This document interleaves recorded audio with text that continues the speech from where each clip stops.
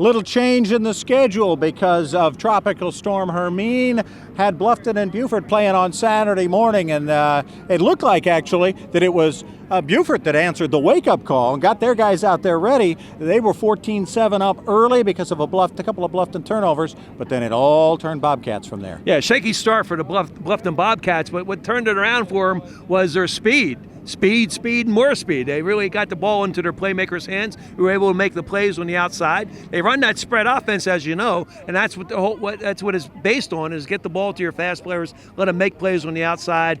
They run that read option. The quarterback can run the ball right up the gut. So it really spreads out that defense and makes it hard to key on any one player. Jermaine Patterson started at quarterback for Bluffton, but a couple of early turnovers. A tipped pass that was brought into the end zone, and then a fumble on the offense gave Beaufort its chance. They led 14-7, but then again, it was all Bluffton after that, and we saw some weapons. Tyrese Sandgren back in the lineup. He gets a touchdown. Ashby Cribb gets a touchdown catch, and of course, Patterson ends up scoring twice anyway on a run and a reception. Yeah, but don't forget about the defense, though, Bob. That defensive line played fantastic. I mean, those guys were great. They once they got behind 14-13, they never scored. They never had a chance to score again, and they just shut them out. Last 3 quarters. Okay, Bluffton goes to 3-0, a whole lot of momentum, and of course they're going to be hosting Hilton Head in a couple of weeks, and that'll be a huge game.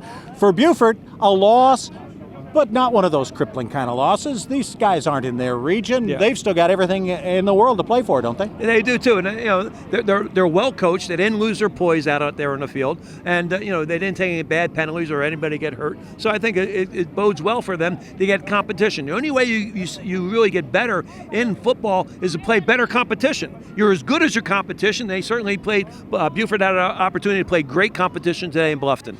Beaufort might have a little quarterback issue, though. Smith, who came on late in the game, moved the ball pretty well. Clayton Ruff had been the starter early on in the season. Mm-hmm. They've got to sort that out. But again, they've got another week to do it before region play begins, a couple of weeks actually, and it really becomes important to them. Again, 35-14, the final score. We've got a good one coming up next week. Wow. John Paul II, Kevin Wald has brought his team to 11-man football, and they're going to be playing against Wald's old team, Hilton Head Prep, who is now coached by Bluffton's old athletic director. Dave Adams back on the sidelines. Should be a whole lot of fun, huh? We'll be back in Sea Pines for the game. There you go. We will be there for that. That's the Reichenbach recap from Bluffton. Again, Bluffton High beating Beaufort and winning the Broad River Bowl Championship 35-14.